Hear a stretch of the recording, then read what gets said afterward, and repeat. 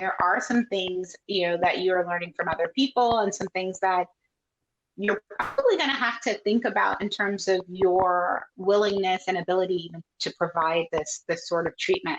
So I'm wondering, what are some things that you think your other clinicians really need to learn, and or like what are the mindset shifts that need to take place in order for them to be able to navigate doing this type of work? Right, right. One thing that actually comes to mind is being comfortable working with pretty severe and treatment resistant cases, to be honest with you. People oftentimes don't come in looking for psychedelics as their first go-to. That does happen, but that's not usually the people that we tend to see. A lot of the times it's people who have tried and quote unquote failed multiple medication combinations alongside their therapy, really significant programs. So oftentimes being mentally prepared for the intensity that comes along with, they have tried a lot of different therapy modalities before ending up in our offices.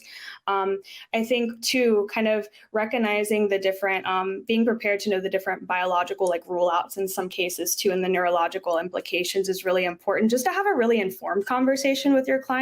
Like, I don't want to waste my clients' time and money if I find out that they have uncontrolled hypertension and cannot move forward with ketamine work. Like, just having that knowledge base there too. And then when it comes to the terms of like your own kind of mental kind of mindset going into this, recognizing your growth edges here when it comes to working with these medicines. There is a lot of stigma that is saturated in our culture, even I would say with the concept of like substance use disorder. And what is it like to use these medicines that maybe in some circumstances you might say that this person, if they're not using them in this medicalized setting, what implications or the training you've had might that indicate about these people who are looking to use them in a medicalized way. I think I was also lucky enough to have an advisor during grad school that oftentimes had challenged a lot of the kind of colonial paradigms that come along with the mental health care system and the structures there.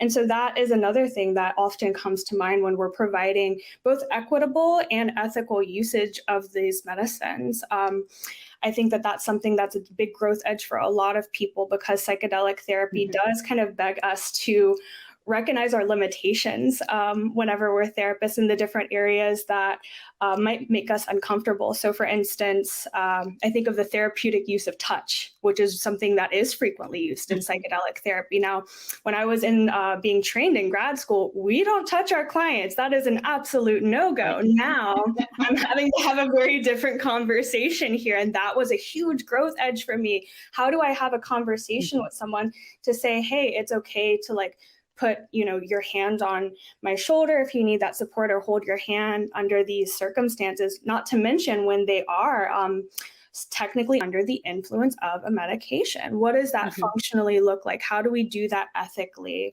I think being prepared to ask those questions of yourself and recognize where your own discomfort might come from. Also, the increase of transference and countertransference. When someone's under this medicine, that is bringing up a lot of feelings for them, a lot of varied emotions that might take years to kind of address in therapy. Sometimes that all comes to a point while under the influence of these medicines and during these medicine journeys. So those are some of the things that kind of come to mind with this that are really important to consider.